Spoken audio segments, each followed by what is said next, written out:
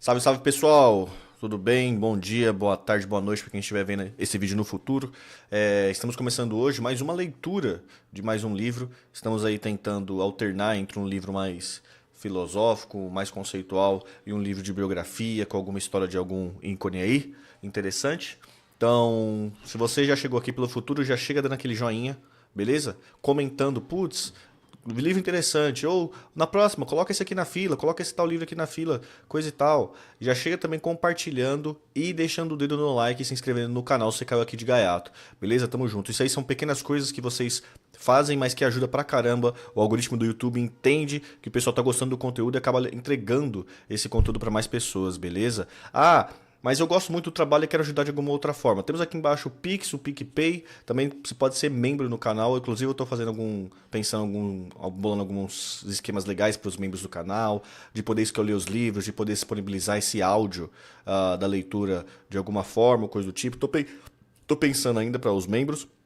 Se você também usa Twitch, a plataforma roxa, vai lá na Twitch, Tamir Felipe também, e escorrega aquele sub mensal que você tem aí naquele Amazon Prime, Amazon Video. Demorou? Então é isso, pessoal. Vamos lá começar a nossa leitura. Martin Luther King, por Claiborne Carson. A autobiografia.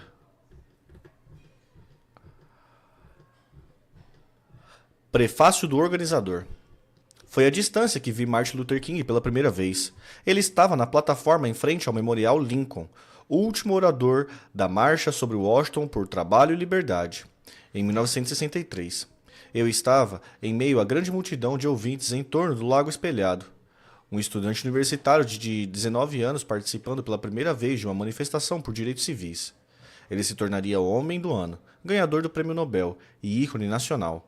Eu me tornaria um soldado raso no movimento que ele simbolizava e atravessaria as portas da oportunidade que esse movimento tornou possível.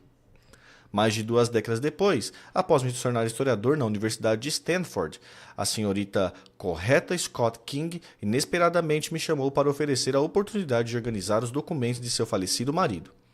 Desde que aceitei a oferta e assumi a função de diretor do King Papers Project, mergulhei nos documentos que registram a vida de Martin Luther King e pouco a pouco vinha conhecer o homem com quem jamais havia me encontrado. O estudo da vida e obra de King tornou-se o foco central da minha trajetória acadêmica, e esse projeto é a culminância da minha carreira como organizador de acervo. A marcha sobre Washington colocou-me no caminho que levaria à autobiografia de Martin Luther King. Esse livro é um produto do legado intelectual de King, tal como sou beneficiário de seu legado em termos de justiça social. A narrativa da vida de King que se segue é baseada inteiramente em suas próprias palavras. São pensamentos dele sobre os eventos de sua vida, como ele mesmo os expressou, de várias maneiras, em momentos distintos. Embora nunca tenha escrito uma autobiografia abrangente, King publicou 3 livros importantes, bem como os numerosos artigos e ensaios focalizando períodos específicos de sua vida. Além disso, muitos de seus discursos, sermões, cartas e manuscritos inéditos fornecem informações reveladoras. Em conjunto, todo esse material proporciona a base para esta abordagem de autobiografia que King poderia ter escrito caso sua vida não tivesse sido subitamente interrompida. No geral, esse livro consiste em textos autobiográficos publicados em vida por Martin Luther King e pessoalmente organizados por ele. Em muitos casos, ele teve a ajuda de outras pessoas, já que fazia uso considerável de colaboradores. Não obstante, seus documentos fornecem ampla evidência de seu desenvolvimento ativo nos processos editoriais que resultaram em suas publicações mais importantes. Com efeito, a preparação desta autobiografia envolveu o exame de rascunhos preliminares, vários deles escritos à mão, de texto por eles e publicados, a fim de determinar suas intenções. Incluí trechos desses rascunhos quando continham informações reveladoras ou esclarecedoras que não apareceram nas versões publicadas. Embora os textos autobiográficos de King que chegaram a ser publicados forneçam a estrutura básica desse livro, eles constituem uma narrativa incompleta, para completar a narrativa e incluir relatos feitos por ele de eventos que não são discutidos em seus textos publicados. incorporei trechos de centenas de documentos e gravações, incluindo muitas afirmações que não se destinavam a ser divulgadas nem pretendiam ter um caráter autobiográfico. Esses trechos reforçam os relatos publicados e servem de transição entre narrativa mais extensa. Em alguns casos, fiz alterações editoriais, explicadas a seguir, a fim de construir uma narrativa legível e compreensível. Esse exercício da arte editorial destina-se a fornecer aos leitores um conjunto prontamente acessível dos textos e declarações gravadas de King, que de outra forma só estaria disponível a um punhado de intelectuais devotados à sua vida e obra. Acredito que os leitores vão reconhecer e compreender o fato de que uma narrativa como essa jamais poderia atingir a coerência e a amplitude que teriam sido possíveis se King tivesse conseguido escrever um relato completo de sua existência. Assim, o livro minimiza a importância da família em sua vida. Embora ele sempre reconhecesse o papel central desempenhado pela esposa, Coretta Scott King, em sua vida pública e privada, os documentos subsistentes raramente registram o grau em que ela participou das manifestações de protestos e de outros eventos públicos. Da mesma forma, os íntimos laços de King com os pais, os filhos, sua irmã Christian King Ferris e seu irmão A.D. King não estão de todos refletidos nesses documentos, embora eles tenham tido um papel fundamental em sua vida. A autobiografia de Martin Luther King é, portanto, muito mais uma obra religiosa e política do que um estudo da vida privada. Limita-se necessariamente aos aspectos que ele escolheu revelar em seus documentos. Mas King nunca foi muito comunicativo em relação à sua vida privada e dificilmente teria usado sua autobiografia como oportunidade para revelar detalhes íntimos da própria vida. Em seus documentos pessoais, contudo, ele por vezes superava sua reticência em expor ao público seus sentimentos. Deixou documentos que oferecem informações nunca publicadas e que, no conjunto, definem seu caráter. Embora King pudesse selecioná-los ou utilizá-los de forma distinta da minha, ele, ou os pesquisadores e coautores que trabalhassem com ele, de certo os teria reconhecido como pontos de partida essenciais para a compreensão da sua vida. Esse livro é uma extensão de minha tarefa no espólio de King de reunir e organizar seus documentos. Beneficiei-me do longo esforço coletivo de dezenas de colegas de equipe e pesquisadores que ajudaram na busca de trechos autobiográficos em meio a centenas de milhares de documentos a ele relacionados e identificados pelo King Papers Project. A autobiografia de Martin Luther King é um subproduto do esforço contínuo desse projeto de publicar uma edição definitiva e comentada da obra em 14 volumes intituladas The Papers of Martin Luther King Jr. O fato de a autobiografia de Martin Luther King ter sido compilada e organizada após sua morte justifica uma explicação sobre a forma como foi construída. Embora muitas autobiografias sejam escritas com alguma ajuda editorial, de pequenas alterações ortográficas, gramáticas ou de estilo a ampla reelaboração das informações cruas, com frequências gravadas em fita, fornecidas pelo autor, os leitores raramente têm consciência da importância desse tipo de apoio. O papel de Alex Haley na produção de autobiografia de Malcolm X é uma demonstração bem conhecida do valor da existência editorial feita nos bastidores para alguém que careça de tempo ou habilidade para escrever uma narrativa autobiográfica convincente e com valor literário. O trabalho de organização de textos autobiográficos é bem sucedido quando a narrativa que dele resulta convence os leitores de que representa uma exatidão os pensamentos do autor. A autenticidade dessa autobiografia de Martin Luther King advém do fato de que seguiu uma metodologia consistente a fim de preservar a integridade das declarações e textos de King, ao mesmo tempo que os fundia numa única narrativa. Embora tenha havido muito cuidado para garantir que este relato da vida de King se baseasse em suas próprias... Oxe, o monitor apagou. Oxe. As ideias, o monitor tá maluco. De suas próprias... Ô, louco, o monitor chapou aqui, gente, tá piscando. De suas próprias... Embora tenha havido muito cuidado para garantir que esse relato da vida de King se baseasse em suas próprias palavras, ele também é resultado de muitas avaliações editoriais desafiadoras. Entre elas, a decisão de construir uma narrativa que mostrasse a vida de King do começo ao fim, combinando fontes textuais e muitos períodos distintos. A abrangência do livro dá a entender que King o escreveu, com considerável ajuda editorial e de pesquisa, bem no final de sua vida. Embora muitas das fontes textuais apresentem suas atitudes e perspectivas em momentos anteriores de sua vida, os pontos de vista de King sobre temas importantes permaneceram bastante estáveis durante sua fase adulta. Creio ser justificado acreditar que o relato final de King sobre suas crenças não seria significativamente diferente de suas recordações de períodos anteriores.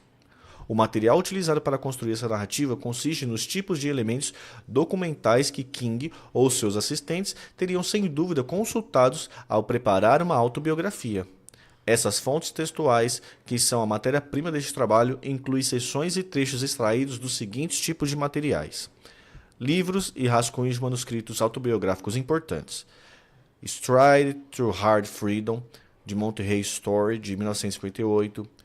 Why We Can't Wait, de 1964. E Where's the We Go From Here? Cause or Commune, de 1967.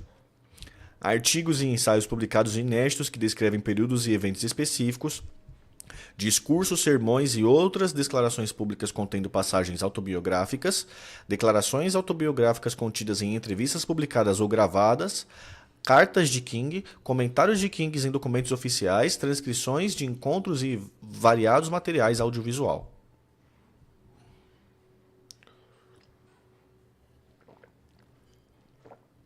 Sempre que possível, tentei localizar os responsáveis originais pela publicação desse material, mas em alguns casos isso foi praticamente inviável.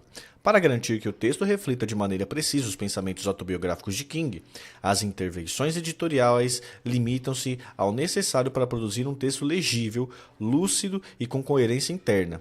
Preservei a integridade e a contiguidade de certos textos inseridos na narrativa adaptada, em itálico, passagens reproduzidas literalmente.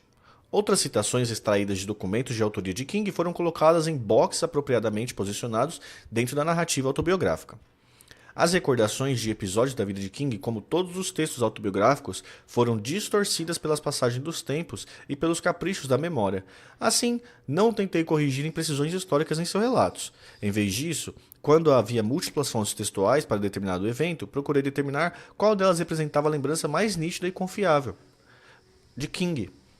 A narrativa resultante harmoniza diversas considerações na seleção das fontes textuais, incluindo a preferência por relatos feitos perto da época do fato em relação a lembranças posteriores e por descrições mais precisas em relação a outras mais genéricas e abstratas. Depois de as fontes textuais terem sido selecionadas e dispostas, aproximadamente em ordem cronológica, escrevi relatos do tamanho de capítulos que cobrem períodos da vida de King. Nesse processo, condensei algumas de suas fontes textuais, retirando palavras e detalhes considerados redundantes ou supérfluos no contexto de uma narrativa ampla.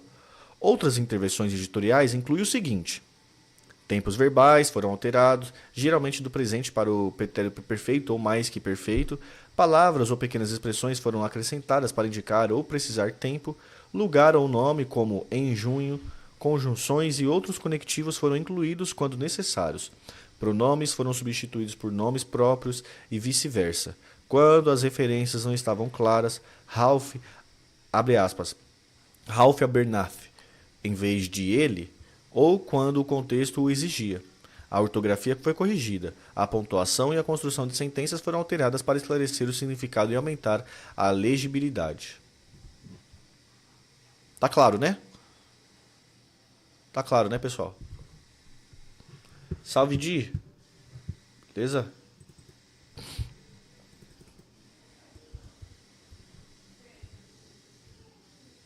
Vou colocar, os capítulos tem nome, tá? Então vou colocar também nome. Primeiros anos, esse aqui.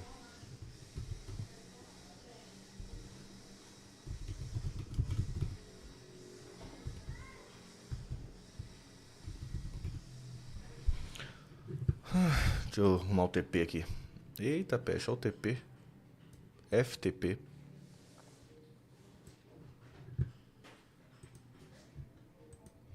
Parece ser confortável a leitura, né? Esses livros que são traduzidos de inglês para português é um pouco chatinho de ler porque muito nome em inglês e tal.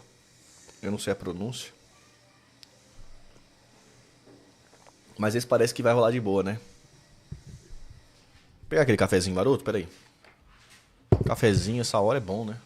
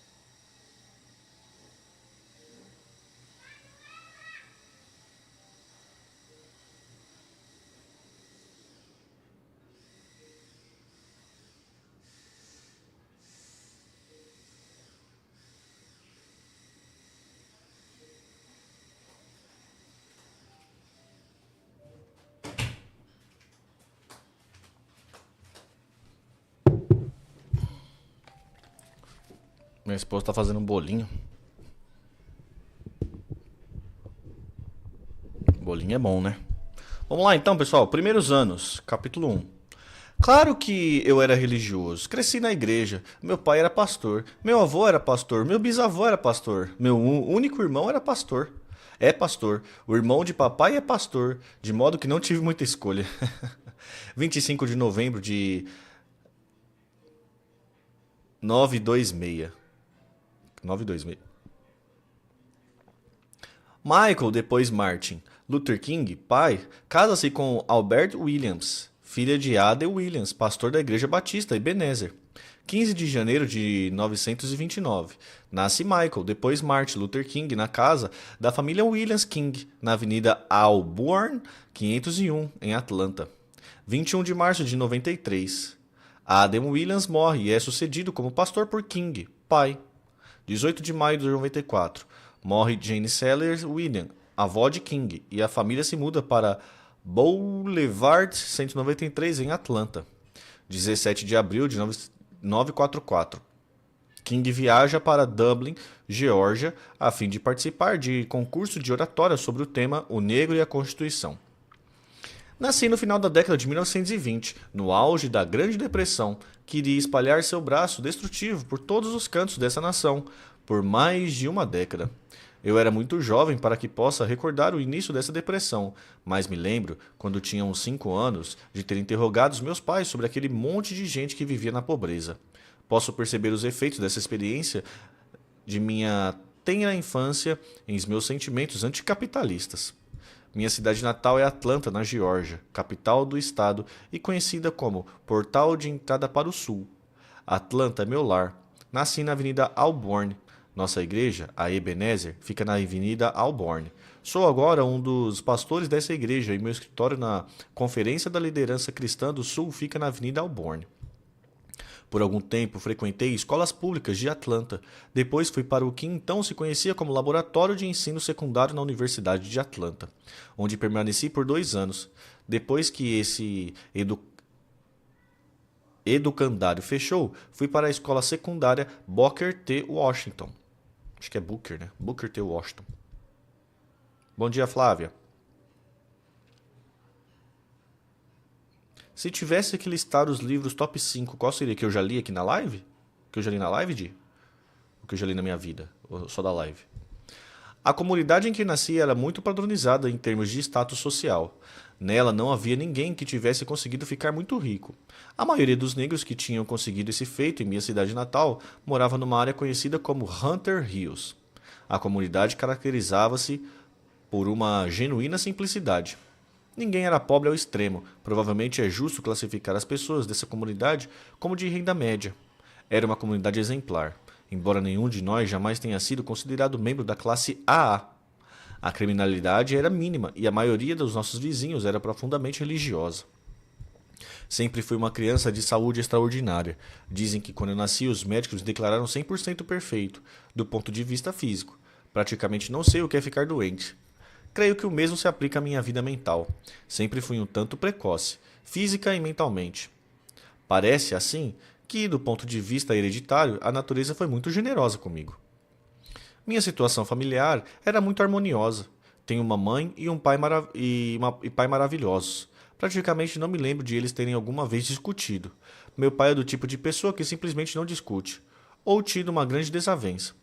Esses fatores foram muito importantes para determinar minhas atitudes religiosas. É muito fácil para mim imaginar um Deus de amor, sobretudo porque cresci numa família em que o amor predominava, as relações amorosas estavam sempre presentes. É muito fácil para mim imaginar um universo ah, em essência amistoso, sobretudo devido às minhas condições hereditárias e ambientes inspiradores. É muito fácil para mim entender mais ao otimismo do que ao pessimismo sobre a natureza humana, sobretudo em função das minhas experiências da infância. Em minha própria vida e na de uma pessoa que esteja buscando ser forte, combina-se antítese de caráter muito pronunciadas. Somos tanto os militantes quanto moderados, tanto os idealista quanto realista. Acho que minha profunda obstinação por justiça vem da personalidade dinâmica, muito enérgica, de meu pai, e imagino que os traços gentis venham de uma mãe muito doce e gentil.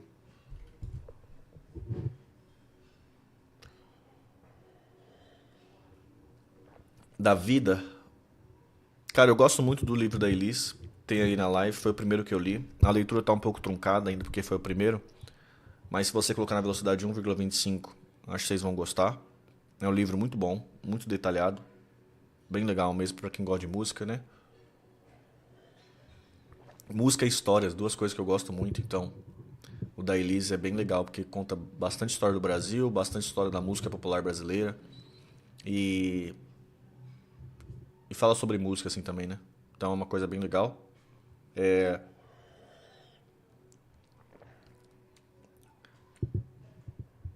o do João Gilberto também, o Amoroso, é bem legal também, pelos mesmos motivos. Tem um do Belchior, Os Últimos 10 Passos do Belchior, foi um livro bem curioso que eu li porque ele tem um quê investigativo. E acho que foi o único livro investigativo assim que eu li, do meio documentário, sabe?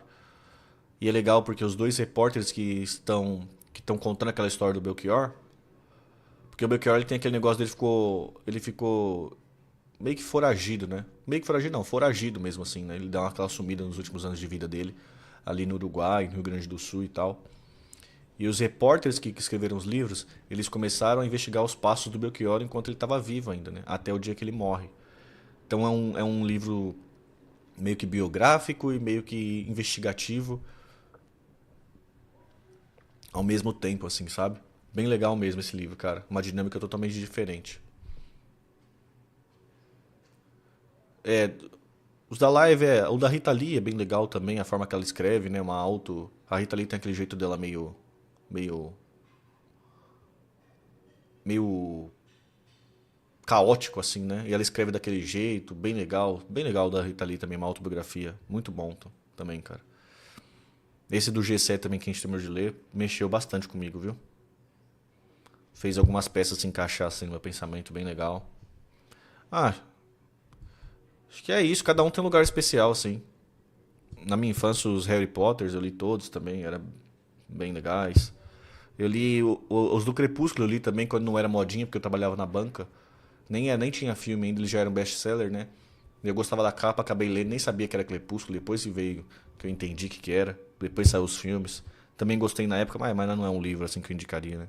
Mas acho que esses daí da live que eu indiquei, acho que estão aí na playlist, que são os que eu mais gosto, sabe? Vamos lá continuar. Mãe querida. Minha mãe, Alberta Williams King, ficava nos bastidores, exercendo os cuidados maternos que, se ausentes, deixam um elo perdido na vida. É uma pessoa muito devota, com um profundo compromisso com a fé cristã. Ao contrário de meu pai, é uma pessoa de fala mansa e fácil de lidar, embora tenha uma personalidade muito introvertida. É calorosa e facilmente acessível. Filha de A.D. Williams, um pastor de sucesso, Alberta Williams foi criada em relativo conforto. Frequentou as melhores escolas e a melhor faculdade que havia e foi, em geral, protegida dos piores ultrajes da discriminação. Filha única, teve todas as facilidades que um aluno do ensino médio ou de faculdade poderia esperar. A despeito de suas condições relativamente confortáveis, nunca se ajustou docilmente ao sistema de segregação. Desde o início, instilou em todos os seus filhos um senso de autorrespeito. Minha mãe enfrentou-se com um velho problema que afligia pais e mães negros nos Estados Unidos. Como explicar a discriminação e a segregação a uma criança pequena? Ela me ensinou que eu devia ter consciência de ser alguém, mas ao mesmo tempo tinha que sair e enfrentar um sistema que me encarava diariamente dizendo: você é menos, você não é igual. Ela me contou sobre a escravidão e como ela terminou com a Guerra Civil. Tentou explicar o sistema de divisão racial no Sul, a segregação em escolas, restaurantes, teatros, moradias, os cartazes em bebedouros, salas de esperas e lavatórios reservando-os para brancos ou pessoas de cor, como uma condição social e não como resultado de uma ordem natural. Deixou claro que se opunha a esse sistema e que eu nunca deveria permitir que eles me fizessem sentir inferior. E então pronunciou as palavras que quase todo negro tem de ouvir para poder entender a injustiça que as torna necessárias. Você é tão bom quanto qualquer um.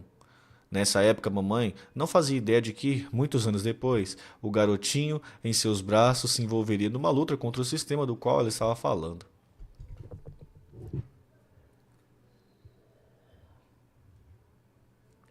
Papai. Martin Luther King, pai, é tão forte em sua determinação quanto do ponto de vista corporal. Tem uma personalidade dinâmica e sua própria presença física pesa cerca de 100 quilos, atrai atenção. Sempre foi uma pessoa muito forte e autoconfiante. Raramente encontrei alguém tão destemido e corajoso quanto meu pai. Apesar do fato de ele se preocupar com minha segurança, ele nunca teve medo de brancos autocráticos e cruéis.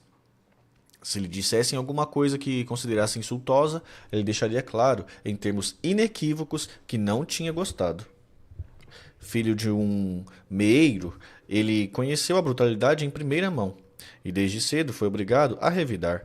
Sua família morava numa cidadezinha chamada Stalkbridge, na Geórgia, a cerca de 30 quilômetros de Atlanta.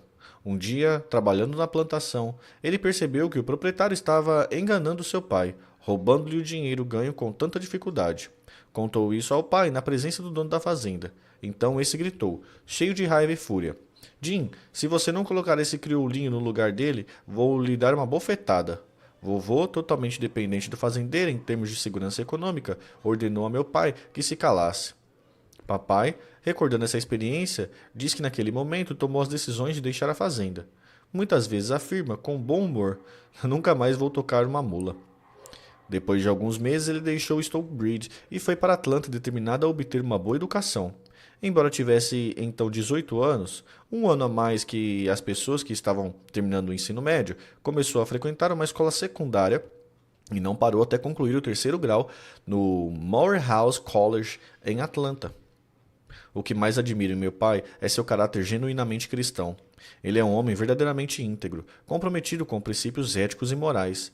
É consciencioso em todos os seus empreendimentos. Até quem discorde de sua franqueza tem de reconhecer a sinceridade de seus motivos e ações. Ele nunca hesita em falar a verdade e dizer o que pensa, ainda que isso seja desconfortável. Essa qualidade da franqueza com frequência faz com que as pessoas tenham medo dele. Jovens e velhos já vieram a mim e disseram: tenho um medo mortal de seu pai. Realmente, ele é severo em muitos aspectos. Meu pai sempre teve grande interesse por direitos civis. Foi presidente da Associação Nacional para o Progresso de Pessoas de Cor, a NAACP, na sigla em inglês. em Atlanta e sempre defendeu a reforma social. Desde então, de eu nascer, ele se recusava a andar em ônibus na cidade após testemunhar um ataque brutal a um grupo de passageiros negros. Ele liderou em Atlanta a luta pela equiparação dos salários dos professores e foi parcialmente responsável pelo fim da segregação nos elevadores do fórum. Como pastor da Igreja Batista em Ebenezer, meu pai obteve grande influência na comunidade negra e talvez tenha conquistado um respeito relutante dos brancos. De qualquer forma, eles nunca o atacaram fisicamente, fato que espantava a mim e aos meus irmãos, já que crescemos nessa atmosfera tensa. Com essa herança paterna, não surpreende que eu também tenha aprendido a abominar a segregação, considerando-a ao mesmo tempo racionalmente inexplicável e moralmente injustificável. Ah, eu vou ler esse do Simonal sim, mano. Nunca tive a experiência da carência no que se refere às necessidades básicas da vida. Essas coisas eram sempre providas por um pai que invariavelmente colocava a família em primeiro lugar. Meu pai nunca ganhou mais que um salário modesto, mas o segredo é que ele dominava a arte de poupar e gerir. Sempre foi sensato bastante para não viver em cima de seus recursos. Por esse motivo, foi capaz de nos promover, sem muito esforço, com as necessidades básicas da vida. Fiz meus estudos direto, do início ao fim, sem precisar interrompê-los para trabalhar ou coisa semelhante. Meus primeiros 25 anos de vida foram muito agradáveis. Se tivesse um problema, sempre podia apelar a papai. As coisas se resolviam. A vida fora embrulhada para mim num pacote de Natal. Isso não quer dizer que eu tenha nascido com uma colher de prata na boca. Longe disso. Sempre quis trabalhar, e era assim que passava os verões.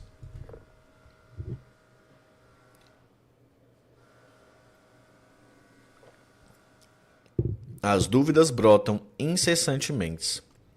Entrei para a igreja aos 5 anos de idade. Lembro-me bem de como esse evento ocorreu.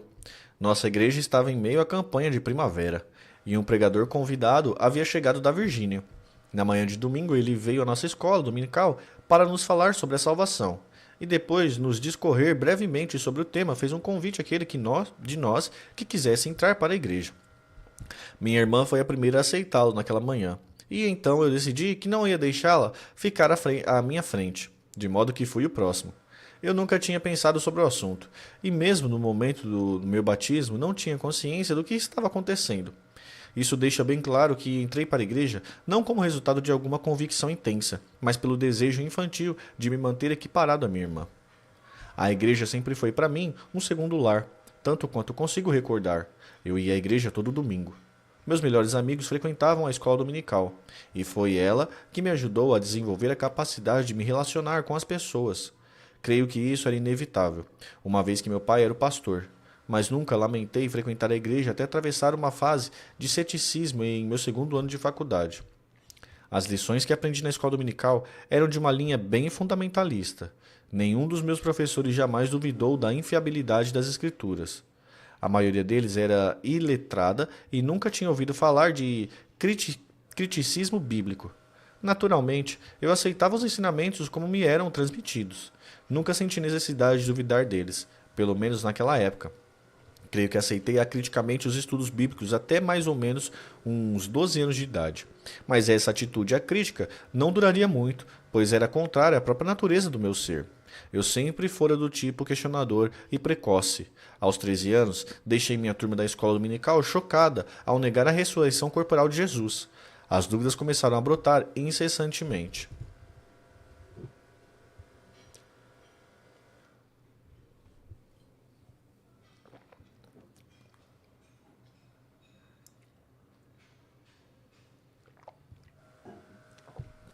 Como eu podia amar uma raça de pessoas que me odiavam? Ocorreram dois incidentes no final da minha infância e início da adolescência que tiveram um efeito enorme em meu desenvolvimento. O primeiro foi a morte da minha avó. Ela era muito querida por todos nós, mas sobretudo por mim. Às vezes penso que eu era seu neto favorito. Fiquei especialmente pesaroso com sua morte acima de tudo em razão do imenso amor que sentia por ela. Ela ajudou muito a criar todos nós. Foi depois desse incidente que debati com alguma profundidade a doutrina da imortalidade.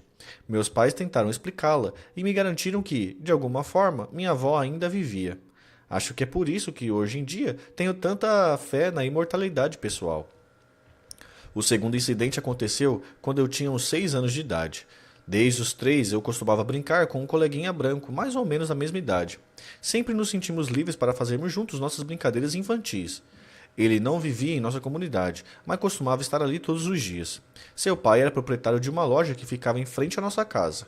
Aos 6 anos, entramos na escola. Escolas separadas, é claro. Lembro-me de que nossa amizade começou a se romper nesse momento, por desejo não meu, mas dele.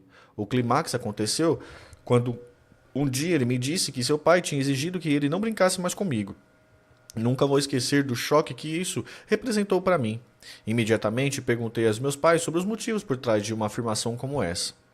Estávamos à mesa de jantar quando essa situação foi discutida, e então pela primeira vez ganhei consciência da existência de um problema racial. Nunca tinha me dado conta disso antes. Quando os meus pais expuseram algumas das tragédias resultantes desse problema e alguns dos insultos que eles próprios haviam confrontados, meu choque foi grande. E a partir desse momento decidi odiar qualquer pessoa branca. Enquanto eu ia ficando mais velho, esse sentimento continuava a crescer. Meus pais sempre me disseram que eu não devia odiar os brancos, ao contrário, que era meu dever como cristão amá-los. Uma pergunta surgiu em minha mente. Como eu podia amar uma raça de pessoas que me odiava e que tinha sido responsável pelo rompimento da minha amizade com um dos meus melhores amigos de infância? Essa continuou sendo por alguns anos uma grande pergunta em minha mente. Sempre tive uma animosidade pelo sistema de segregação, percebendo como uma grave injustiça. Lembro-me, certa ocasião, de ir com meu pai a uma sapataria do centro da cidade quando ainda era pequeno. Tínhamos nos sentado nas primeiras cadeiras vazias que havia na loja. Um jovem vendedor aproximou-se e murmurou educadamente: "Terei o prazer em atendê-los se passarem pelas cadeiras lá no fundo." Papai imediatamente retrucou: "Não há nada de errado com essas cadeiras, estamos confortáveis aqui." "Desculpa", disse o vendedor, "mas terão de se sentar lá no fundo." "Ou nós compramos os sapatos sentados aqui", reagiu meu pai, "ou não vamos comprar sapato nenhum." Dito isso, ele pegou minha mão e saímos da loja. Foi a primeira vez que vi papai tão furioso. Essa experiência me revelou muito cedo que meu pai não se ajustava ao sistema, e teve um grande papel na formação da minha consciência. Ainda me lembro de andar pela rua ao lado dele, que resmungava: "Não importa por quanto tempo eu tenho de viver com esse sistema, nunca vou aceitá-lo." E nunca aceitou. Lembro-me de estar com ele no carro, em outra ocasião, quando ele acidentalmente ultrapassou um sinal vermelho. Um policial parou o carro e disse: "Muito bem, moleque, encosta aí e me mostre sua licença." Meu pai respondeu na mesma hora: "Que fique bem claro que você não está falando com moleque. Se continuar me tratando por moleque, serei forçado a agir como se não escutasse uma só palavra do que está dizendo." O policial ficou tão chocado ao ouvir um negro falando de forma tão categórica que não sabia nem o que responder. Nervoso, anotou a multa e saiu de cena o mais rapidamente possível. Meu momento de maior raiva. Havia um sistema de segregação bastante severo em Atlanta. Por muito tempo eu não pude nadar, até que se instaurou uma ACM negra. Crianças negras não podiam ir a nenhum parque público em Atlanta. Eu não podia frequentar as chamadas escolas para brancos. Em muitas lojas da cidade, eu não podia ir à lanchonete para pedir um hambúrguer ou uma xícara de café. Não podia frequentar nenhum teatro ou cinema. Havia 1 ou 2 cinemas para negros, mas os principais filmes nunca chegavam lá. Quando chegavam, era 2 ou 3 anos depois. Quando eu tinha uns 8 anos de idade, estava numa das lojas do centro de Atlanta e de repente levei um tapa. E a única coisa que eu ouvi foi alguém dizendo: "Você é aquele crioulo que pisou no meu pé." Era uma mulher branca. É claro que eu não reagi de forma alguma. Eu não ousaria reagir quando uma pessoa branca estivesse envolvida. Acho que parte disso tinha a ver com a minha estrutura congênita. Ou seja, nunca fui de devolver uma agressão. Finalmente contei a minha mãe o que tinha ocorrido e ela ficou muito aborrecida. Mas a mulher já tinha ido embora. E minha mãe e eu saímos da loja quase que imediatamente. Recordo-me de outra experiência que costumava ter em Atlanta. Eu frequentava um colégio do outro lado da cidade. A escola secundária Booker de Washington. Precisava pegar um ônibus num lugar que era conhecido como Quarto Distrito e ir para a Zona Oeste. Naqueles dias, havia rígidos padrões de segregação nos ônibus, de modo que os negros tinham de se sentar atrás, os brancos se sentavam-se na parte da frente, e muitas vezes, ainda que não houvesse brancos no ônibus, esses lugares continuavam reservados, de modo que os negros tinham de ficar em pé, mesmo havendo lugares vazios. Eu acabava sendo obrigado a ir para a parte traseira com o meu corpo. mas sempre que pegava o ônibus deixava minha alma na parte da frente. E dizia a mim mesmo: um dia desses vou colocar meu corpo onde está minha alma. Quando eu tinha 14 anos, viajei de Atlanta para Dublin, Geórgia, com uma querida professora, a senhorita Bradley. Lá, participei de um concurso de oratória e consegui vencer. Meu tema, ironicamente, foi o negro e a Constituição.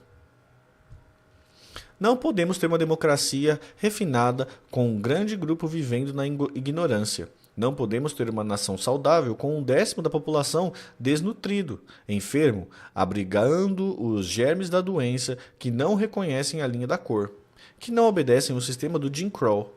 Não podemos ter uma nação ordeira e sólida com um grupo tão rebaixado e desiludido que se vê quase forçado a atitudes antissociais e ao crime. Não podemos ser um povo verdadeiramente cristão se afrontarmos os ensinamentos fundamentais de Jesus, o amor fraterno e a regra de ouro. Não faça aos outros o que não gostaria que fizesse com você. Não podemos atingir a prosperidade plena com um grande grupo tão desprovido que não pode adquirir bens. Assim, aos não prepararmos para defender a democracia de um ataque externo, devemos trabalhar para, em nossa própria casa, oferecer justiça e oportunidade a todas as pessoas. Hoje em dia, 13 milhões de filhos e filhas negras dos nossos antepassados continuam a lutar pela tradução da 13ª, da 4ª e da 5ª emenda das páginas impressas para a realidade. Como elas, acreditamos que, se a liberdade é boa para alguns, deve ser boa para todos. Que podemos vencer os exércitos do Sul pela espada, mas vencer o ódio do Sul é outra coisa. Que se os negros ganharem as franquias democráticas, serão vigilantes e defenderão, com os seus próprios braços, a arca da liberdade federal da traição e da destruição por seus inimigos.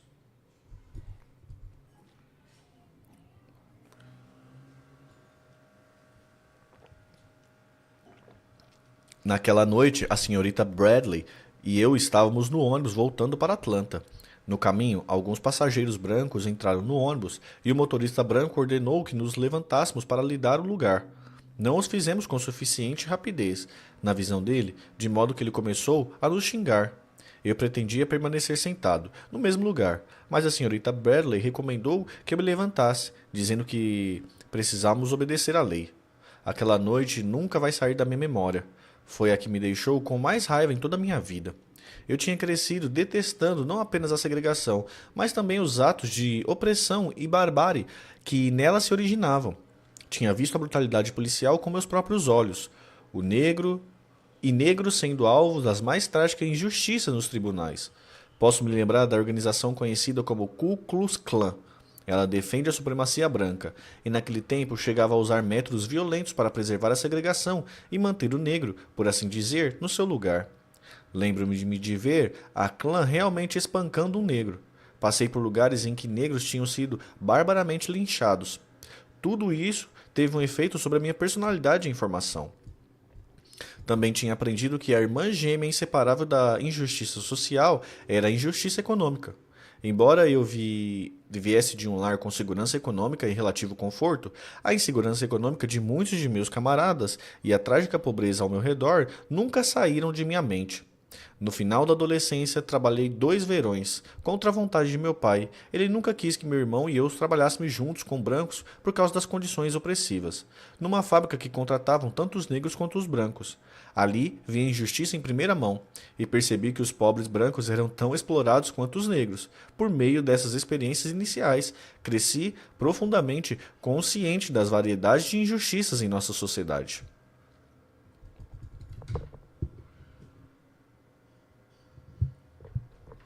Como se uma cortina tivesse baixado sobre minha individualidade. Pouco antes de entrar na faculdade, fui para Simsbury, Connecticut, e trabalhei todo um verão numa fazenda de tabaco a fim de ganhar algum dinheiro para complementar os esforços que meu pai estava fazendo em relação aos meus estudos. No domingo, fomos à igreja local e éramos os únicos negros no recinto. Nas manhãs de domingo, eu era o líder religioso e falava sobre o texto que quisesse para 107 rapazes.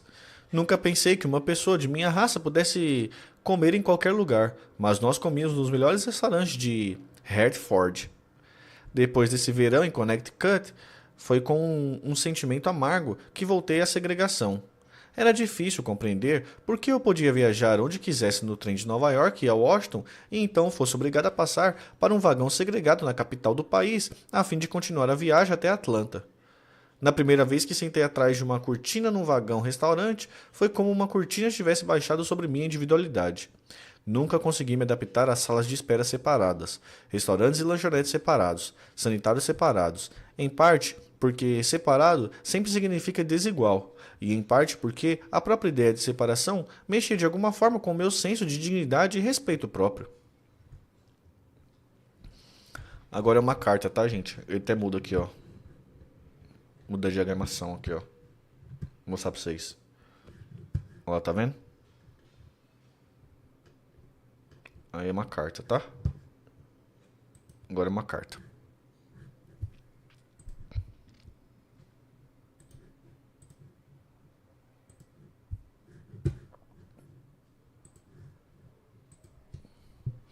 Carta para Martin Luther King, pai. 15 de junho de 1944. Simsbury, Connecticut.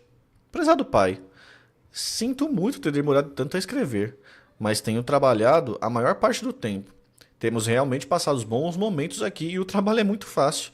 Temos de levantar às 6 da manhã, a comida é muito boa e estou trabalhando na cozinha, de modo que minha comida é a melhor. Todo domingo temos um serviço religioso por volta das 8 horas e eu sou o líder.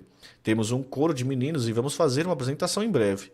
Domingo fui à igreja em Simsbury, era uma igreja de brancos. Não consegui ir à igreja em Hatford, mas vou fazer isso na semana que vem. No caminho para cá vi algumas coisas que nunca tinha imaginado ver. Depois que passamos de Washington, não houve mais discriminação alguma e os brancos aqui são muito gentis. Vamos onde queremos e nos sentamos onde queremos. Dê um alô a todos e diga que ainda penso na igreja e leio minha Bíblia. E não faço nada que não faria na sua frente. Seu filho. Aí tem aqui alguns adendos, tá, gente? Ó. Primeiro adendo. Em inglês, little nigger. A palavra nigger, essencialmente pejorativa, não tem tradução exata em português. A opção por crioulo é um recurso comum. Ah, por isso que ele usou crioulo aquela hora lá. Em inglês, boy, termo utilizado pelos brancos no sul para fazer referência a homens negros, independente da idade. C. Nome frequente entre negros americanos que passou a denominar o sistema apartheidista inaugurado no sul, nos Estados Unidos após a Guerra Civil. Putz, eu nem vi esse momento aqui, gente. Ah, agora já foi. Salve, Nicolau! Tamir me incentivando a ler mais. Tamo junto, mano. Que isso. Acabamos o capítulo número 1, gente. Deixa eu ver quantos minutinhos de live deu. 40 minutinhos, acho que deu, né? Tá bom, né? Não tá bom? Já são meio-dia, né? Vamos pros react? Aí eu já fico separado aí, parte 1, parte 2, direitinho. Beleza? Pessoal que acompanha essa leitura aí no futuro, não se esqueça de dar o